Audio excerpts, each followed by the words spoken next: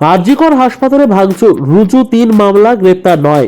বুধবার রাত ছিল মেয়েদের রাত দখলের, আর সেটাই আরজিকর হাসপাতালের সামনে হয়ে উঠল বিভীষিকা।